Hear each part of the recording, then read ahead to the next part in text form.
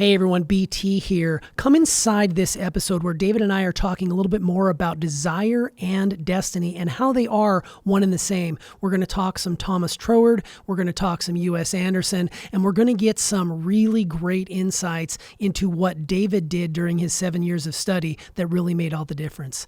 Come inside and check this out.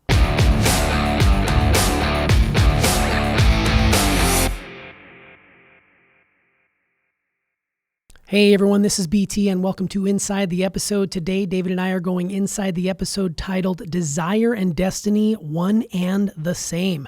We talk a lot about desire on this show. We do. I was just doing a search through our archives and it yielded many results. So I'll share a few at the end of this where you can take a further dive into desire of some of David's teachings from early on in the podcast. So a little tease there that we call that in the podcast world. So let's talk a little bit about, for this episode in particular, you brought in a pair of teachings. Yeah. One from Thomas Troward, and that was your hidden power, I believe. Do I have that correct? Yep. And then you had U.S. Andersen, which was 3 magic words. Right. So just to sort of start us off baseline, can you give us a little background on those works and how they may have maybe impacted your growth around desire when you were first starting out in this crazy world? Yeah, sure. So both of these authors were introduced to me by my mentor.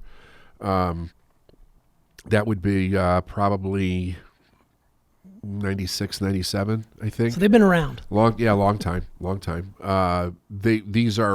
These publications are from the early 1900s, and they're really great. They're fantastic. So they were two. So when I started working with my mentor, I got a really great introduction to a lot of literature on the topics that we work on here at Life Is Now. So I have a very vast library with a lot of this stuff in it, and some of them are original copies. So it's a lot of fun. But the stuff that I was actually surprised when I first came in touch with it, because you hear, it's the new thought or new wave or whatever. I was actually very, very surprised to learn that these teachings predate Christianity. Like, it goes way back. And I have literature that goes that far back, like, for that stuff. So that was fascinating to me on how it was kind of put in that bubble to try to make it something that was wrong by a lot of different powers that be, I guess.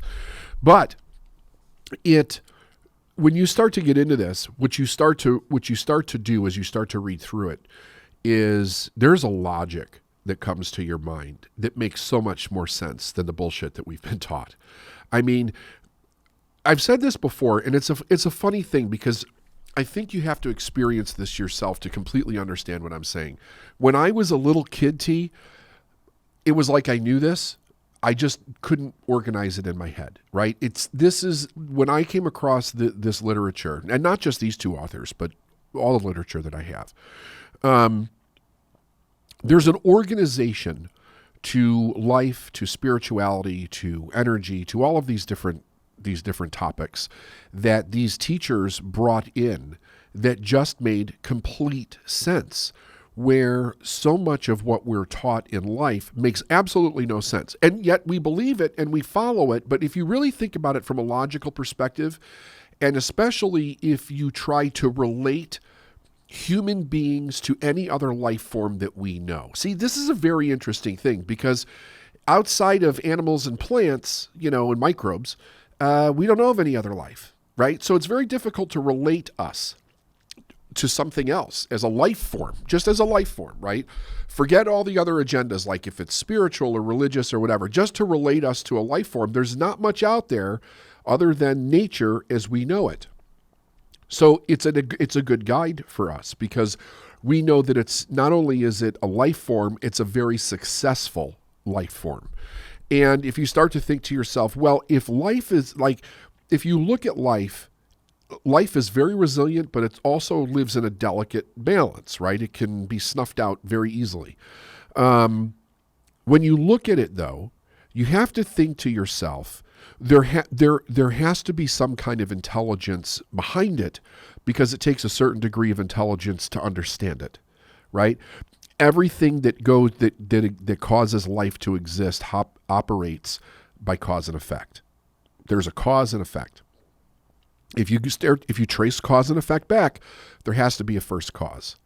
And the first cause, as we know it, is there's some intelligence in the universe. People can call it whatever they want. I am not hung up on that. I have no agenda there. But there is some intelligence in the universe. And it is directing that life in an intelligent way, right? It's in an intelligent way. But human beings take that intelligence and instead of really helping humanity become more intelligent around that idea, they help people become more stupid around the idea. And that's how you control people, because then they don't know what their real power is, you know. These authors take some concepts that we have been taught in life from various different areas, and they break them down in a very intelligent way, I think, to help us understand what our purpose is, what's actually happening inside of us, what's going on in the world, what's going on in the universe, so that we can start to accept who we really are as the magnificent people that we are and begin to work our way into the direction of life that we want. So they've meant a great deal to me, these teachings. Yeah, and what I love about them is you could walk by that book in a library 150 times and not even recognize it. And even if you did pick it up, I read those books and I don't necessarily understand them to the level that you understand them. So what I love about when you bring in the works of a Troward, or bring in U.S. Andersen or Wallace Wattles and some of these greats, Napoleon Hill, they are something you have studied. So when I read books, I read them to finish them. I don't read them to study them. You take them almost line by line. Like I've seen your library and you have them highlighted and ticked and line by line, and you break it down. I think that's one of the most amazing gifts coming from someone who, you know, is self-proclaimed, didn't finish school, and you become this amazing studier. I love that you can break it down, because to me, sometimes those books are like reading Shakespeare, which my daughter's reading right now. That shit is way over my head. But this stuff, when you break it down line by line, it really does become digestible, and truth is truth no matter where you get it, which I love that you brought these in, especially for this particular Which you also see in Shakespeare if you start to study it. It's true. Like studying it line by line is huge. Yeah, it's huge. So it's an interesting thing that you say that, because when I was a kid, nobody taught me how to study. I had to meet my mentor before I learned how to study. And I was studying before I met him. I was studying for several years before I met him. My studying probably broke it down. I think I took concepts and broke them down in my mind. Like I would hear something, because my studying at the time was reading books and it was listening to things on tape, cassette tape. And I would hear something over and over again, and I would rewind it and listen to it, and rewind it and listen to it, and rewind it and listen to it. And I'm like, what is this person saying?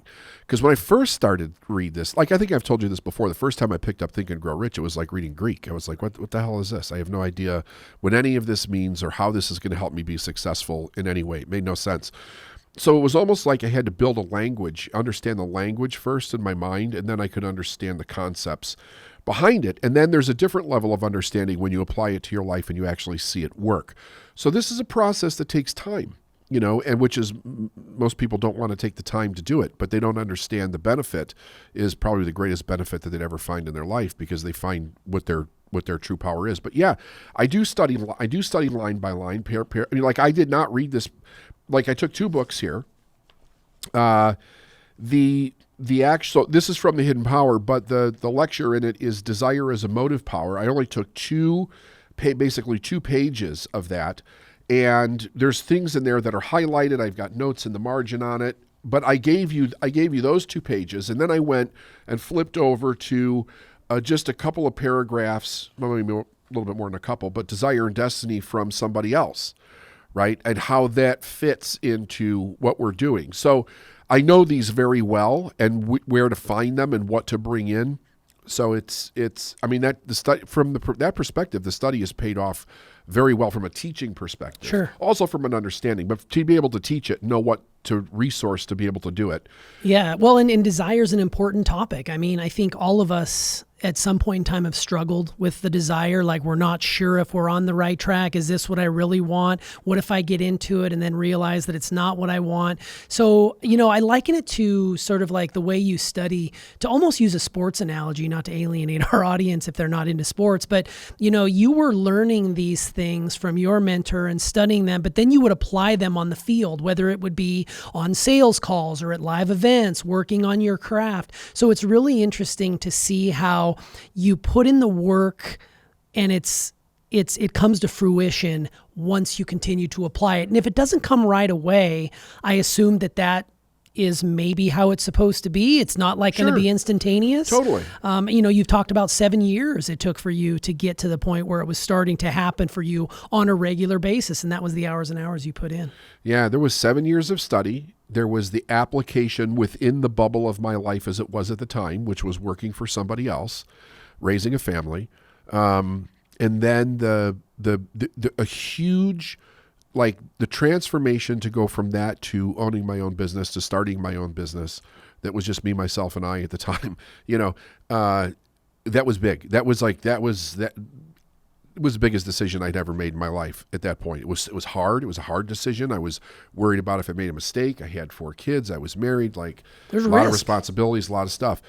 And I didn't know a quarter of what I know now. I took the basics of what I knew, and I knew how to apply that, and I knew how to do a few other things, and that's how I started. But the thing is that I've never stopped. So that's, people are like, what are your hobbies? What else do you do?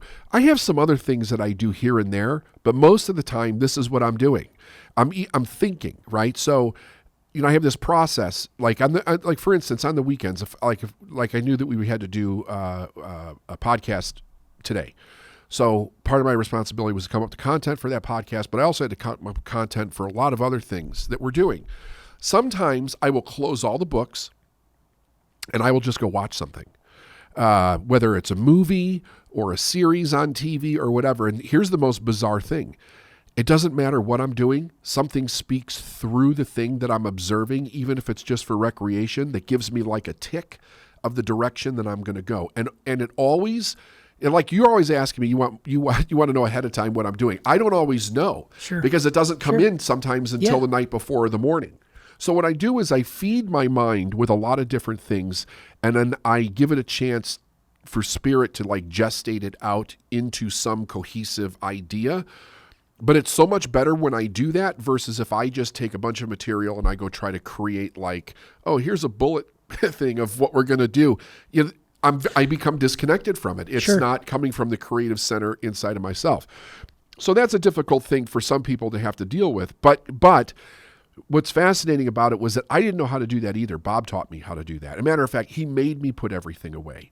He took all my tools from me at one point, and he was like, we're not going to follow that. He's like, it's already in you. You have to put yourself in the situation and let it come out. And there's still a little bit, like there's a twinge of anxiety every single time I do it, because there's always this little thought in your mind, what if it's not there this time? What if it's not there? I'll literally go sometimes where I'm walking on stage and I don't know what it is until I get up on stage. And it's a little bit, now it's not as much as it used to be, because I could always go to back material and then work it out from there if that was to ever happen, but it never not happens.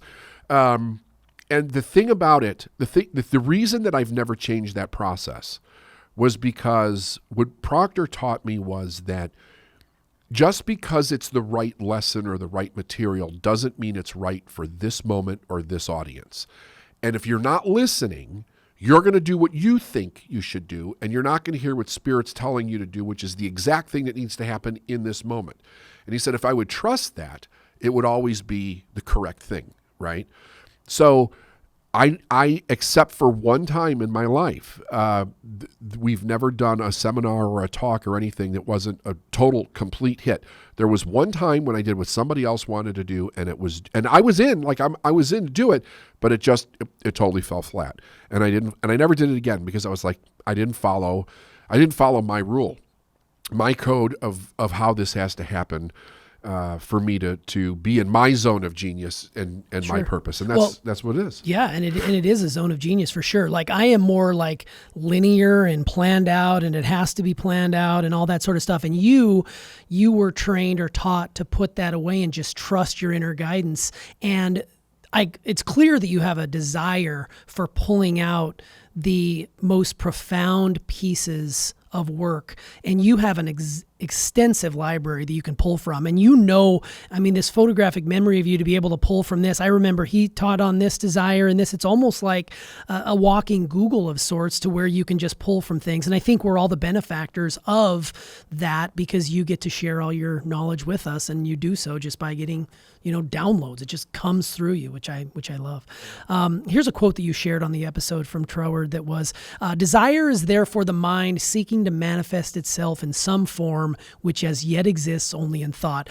I throw that out there just because we know the importance of, thoughts or things, but that people need to be very careful about what they speak into existence, because my daughter's a prime example of this, and I tell her this a lot, and you've told her this as well. Be very careful how you speak, because you are extremely powerful. There's people out there that do the same thing. So if you're continuously, speaking negative or ill about things, and then you look at your results, you're getting nothing but negativity and ill. And that's the power of the word. And Troward points that out specifically in that quote. Yeah, he does. A matter of fact, I think it's in this book. Let me see if I marked this in here or not. I may have. Yeah, so do you remember when we did entering into the spirit of it? He said, to enter into the spirit of anything, then is to make yourself one with the thought, with the creative principle that is in the center of it. So if something happens that's negative and you start going into a negative rant, you have entered into the center of the thought of that negativity. So you've become one with it. And the idea is that, a lot of what I teach is the mystery of what we're supposed to do with our life is in us. It's not out there. A matter of fact, everything out there is trying to keep us from getting to that mystery that's in us. And it's not a mystery. It's just ignorance. We don't know that it's there. We were never taught. And the damnedest thing about this, I remember when I first found this out, I was like, I know this is true, but this can't be true. Like, everything that we've been taught is that it is not okay to follow desires. Especially from a religious perspective, they're like, desire, stay away from desire. It's passion. It's not good. You're not following God's word if you do that. And it was taught in an extremely manipulative way. There's nothing further from the truth. Desire, in and of itself, it's the headstone, right? It's as he talks about it, it's the fonseterigo. It's the start of everything. It is the thing that speaks to. It's the quiet voice within that speaks. It's that thing inside of us that's saying, go this way, go do this, go be, do, or have this. That's what it's telling you. Where the teachings get out of skew with it is that, and I talked about this in the lesson, when we mistake it for wish, when we mistake it for hope, when we mistake it for envy, when we mistake it for fear, there's a lot of things we can mistake it from because we have not trained ourselves to listen to the voice. And you made a mention at the beginning of this podcast, was like, what if we make a mistake? Yeah, absolutely. You're going to. You're not going to learn to listen to that voice without making a mistake. I remember I was on a call one time as a student. I was with a bunch of other students, and I think Proctor was doing a mentorship club at the time. This is back in the 90s again. And we would get a book a month. We would study it with him, right? I absolutely loved that program. It didn't last, but I loved it. And I remember somebody said, how do you know the difference between fear and the voice within that's telling you which way to go? And I was like, oh, I need to know this answer. I need to know this answer. And I didn't like his answer at first because his answer was experience. And I was like, fuck. I mean, what kind of answer is that, right? So in other words, I cannot get this without the risk. I have to put myself out there and have the experience to know if I made a wrong decision. And then I have to have the introspect to be like, well, what was I really listening to? Because if I was listening to the wrong thing, why was I so compelled to listen to that voice? What is that voice? And if you break it down just in the simple basics, that voice is to keep you safe. That's all it is. But that voice is so loud, it's so nuts inside of us that it shadows everything out. And even when we think we're doing the right thing, very often we're not, because that voice is controlling how we think. That was another principle that I learned that I still, even to this day, if you're not careful with it, it just boggles the mind. To really comprehend that what you may be thinking may not be accurate because your subconscious mind is controlling that thinking. And you literally could think you're doing the right thing, you're in the right place, you have the right motive, and you could be totally off because some paradigm came together and caused you to think the way that you're thinking. So when we say that people are very conscious of right and wrong, there could be nothing could be further from the truth. They're not. They're hypnotized by whatever that pattern is that's in their mind. That's why people make so many mistakes, because they're following the wrong thing. Well, and a lot of times you're making so many mistakes because you're trying so hard not to make them. Yes, you are, right. It's so very true. And I love that you bring this in because it kind of leads into my next question around the outward validation or the voices that are telling us, oh, you shouldn't follow that desire. It reminded me of over the weekend, I had the pleasure of taking in the Netflix series Coach's Playbook. And in the first episode, they spoke with Doc Rivers, who at the time was the coach of the Los Angeles Clippers, who's now recently been hired by the Philadelphia 76ers. And he talked about how when he was a young kid, he wrote on the board what he wanted to be. The teacher called him up, everybody write down what you want to be, and he wrote down he wanted to be a professional basketball player. She made him erase it and told him to try it again. He wrote it up there again. She kicked him out of class and sent him home for the day. His dad read him the riot act at home saying you need to follow, the rules and you need to not pull this stuff. But as he walked him back to class at the door, he said, but I get where you're coming from. Don't ever give up on that dream. Teacher invited him back up with his dad in the room. He wrote down, I want to be a professional basketball player. And his dad just kind of put his head down and shook his head, but he didn't make him take it down. Lo and behold, he became a professional basketball player, which eventually led to him becoming a professional coach. I say all of that because he knew early on that he had a desire that he wanted to fulfill, but yet there were all these people on the outside that were telling him not to do it. And it made me worried that I may have been the same way because I was a teacher for 10 years of my life. But I also know that there's people who are going to try to hold you down. And that desire is something that when you feel, you're going to know when you feel it. But there's a lot of people out there right now that didn't follow their desire. They went with safety and security again. Right. So, I talk about that with the judgment because when you're following, you spoke about in the episode about avoiding judgment when you're following a desire. It's not just self-judgment, but it's outside judgment as well. So could you provide a few strategies that not only a person, that helps a person become aware that they may be judging themselves or that they may be following the judgment of others, and what they can do if they're judging their own path that they're on right now? Well, another thing is, think about that's a fascinating story. I never heard that story before. What did you say the coach's name was? Doc Rivers.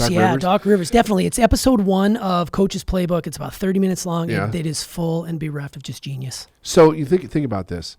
The teacher was bullying him into thinking the way the teacher wanted to think. Which is a powerful, powerful tool that teachers have. Extraordinary. Yes, it is. Extraordinary. Well, it's similar to your daughter's story about she wanted to become a professional musician. Right. And you said they didn't like that answer. No, they it scares them. Right. So, I had to give her permission to go back to the school and say that that's what she wanted and not fulfill what the teacher told her to do, because they basically laughed in her face. And what said, is she doing now? She's a professional musician. Yes, she is. Yeah. Exactly. But to answer your question, that's why I wanted to talk about the bullying for a second, because I think a person has to think about, there's been sometimes it was very direct like that, where somebody forced you to give up your dream and you relented in the moment because it was either out of fear or you got read the riot act from one of your parents, and then there was the threat of not loving or acceptance or disappointing your parents, which is a horrible feeling for a child. But the idea, I think, is, a person has to get to the place where they're ruthlessly honest with themselves about their own happiness. Are you really happy doing what you're doing? Are you really happy with the choices that you're making? And the problem with that, T, is that so many people have convinced themselves that they're happy, and they couldn't be more miserable in their life. They're just absolutely miserable because they've worked themselves into a situation that involves so many other people and so many different responsibilities. They don't feel that they can say no, or they don't feel that they can do something different because they're going to let people down, or they might make a mistake, or they might not be able to fulfill their responsibilities. So it's all of this pressure on them to follow whatever the same track was. So I think that a person, the only way a person can really tell is if they're honest with themselves. I think it starts off as something where you probably don't share it with anybody else, but you have to accept the fact that you're not, because until you accept the fact that you're not, and like they talked about here, or like Andersen talked about, he said until you accept the fact that you're not going to find what you are supposed to be doing, right?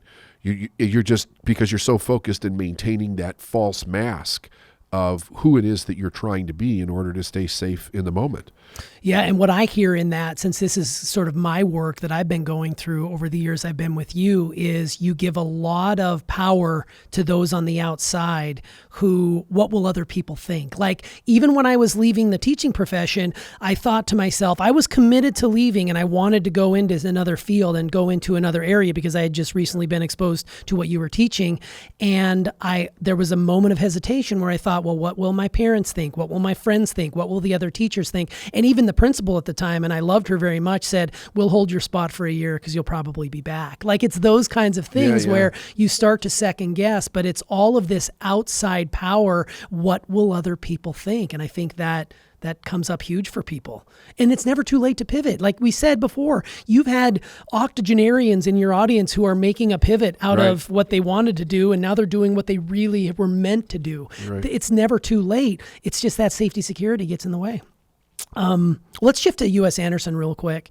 You shared that in the episode, your results will tell you if something is in control of your thoughts, feelings, and actions. And you're very results oriented. And if people out there listening are not getting the results that they're looking for, there's a reason for that. So if we're speaking to that person right now that's not getting the results they believe that they desire, whether it's entitlement or whether it's, they think they deserve better, what should they do first to get on that track towards what they want? Answer the question, what do you want?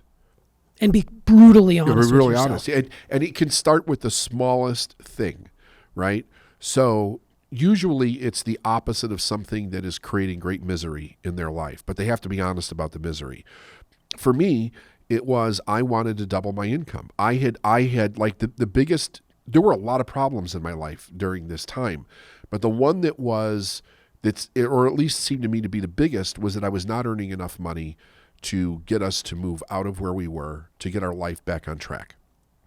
And I thought if I could go from 20,000 to 40, that would solve the problem. So that became my main focus. How do I double my income? If I could get myself in that kind of a situation, I might be able to go back to school. I might be able, I had more options if I had more money, because we were literally on food stamps at this point. I mean, it was not a good situation at all.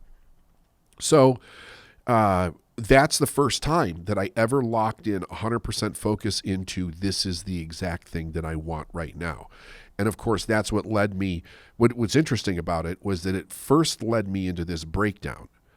It didn't like all of a sudden manifest in my life, because in order for that to be fulfilled in my life, I had to get rid of how I was thinking and making decisions outside of that caused the problem that I had, which I didn't know. I did not know how much my attitude was playing a role in that. So that's what led to, my having that emotional breakdown in the back of that trailer that night and crying and hearing that other voice and making a different decision. But it started with little bits, right? It was just 3 little things in my attitude. Change those. It wasn't like, step into this greatness. And it's just you need to change these little things first. And then you have to grow into those things. You have to adapt to those things. You see more, you grow more, you see more, you change. It's a constant process that you go through. But here's the thing. Everybody wants to start where they're not. Take me down the road 10 miles and let me start, halfway there. No, you got to start in the mire of shit that you've created for yourself right now. And then you have to be aware of what that is. And then you grow out of it. So yeah, and I think that's you said the hard fact about it. Yeah, and it's hard for people to hear. Like they want to go forward to where every desire they have is fulfilled. Like you said in the episode, the desire comes first. The fulfillment of that desire comes second. You're going to have to make some decisions early on that are going to be quite uncomfortable. You're probably going to have to sacrifice quite a bit, and you want to know that the result that you're going to do by saying yes is going to get you there, but just saying yes is not enough. I think that's where, The Secret and the Law of Attraction really got it wrong, like you said, because you can't just, wish upon a star and it's going to show up. You've got to put that commitment and action behind it and not stop. And it's going to be a gradual increase. Very few people get that quantum leap. Even, the overnight success in the music industry or in Hollywood. It is not an overnight success. It is a slog of community theater that led to this 2-bit commercial for hemorrhoids or whatever it might be. Yeah, and now true. you become an Oscar winner. So there's steps that need to be taken. And I think that I love that the desire comes first and the fulfillment of that comes second, and stay true to that desire. Every step of the way tests you for your commitment to yourself, right? Like, if you can't pass this test, you don't get any other ones until you pass this one. And you could stay there in 4th grade for the rest of your freaking life. But if you don't pass it, you're not going to the next level. And that's just the way the universe works. Yeah, well, at the beginning of the episode, I had a few callbacks that I wanted to bring up for people who want to continue this journey of learning about desire and destiny. And I've got 3 episodes that I want to refer back to that you did early on in the show. The first one would be episode 129, which you titled, "What's the Difference Between a True Desire and a Want, Lust, or Fear-Based Need?" That's episode 129. And then you did a 2-parter, How to Create a Belief to Manifest, whatever you desire in your life, and that's episode 140 and 141. So those are 3 really quality episodes. We'll link into the show notes on this show to go back and listen and talk about desire and how it leads to you becoming exactly what you want. So as we go off into the distance here, is there anything you'd like to close out this episode with, since it was outstanding? I think a person should, like, if this is intriguing to them, they should start studying it. Get these books, get other books, really start studying. And the more you understand, because I know a lot of people come from the place like, well, is it really safe to do this? How do I know it's true? How do I know it's real? Like, don't take my word for it. Get the books and do the study, do the work. When I first heard it, I didn't know. I thought it was, but I started delving into the literature. And, you'll be convinced once you start stepping into it and start applying it. Here's the thing about this. This is like, I've heard all the different arguments around this, but here is the main test for me. Is there something negative that comes out of this? And the answer is no. I've never seen it. There's nothing negative. It's just a constant movement forward, right? And it brings clarity to the mind, which I think is what we need right now, because right now the world is bullying everybody to try to get them into their own agenda, and that's not a good thing. Yeah, shine your light on the truth, and that desire will win out. You got it. All right, thanks for coming inside, David. You bet. Hey, thanks for coming inside that one. Desire and destiny. You gotta love when David talks desire, because it's a huge tenet of his teaching principles. And we're all the benefactors of his amazing brain and the study he does, because studying is a non-stop deal. You signed up for it, and you gotta love it. Please like and share this, and definitely subscribe to this channel. Ring that bell, because we want to bring more of this content directly to you. We'll see you on the next Successful Mind podcast.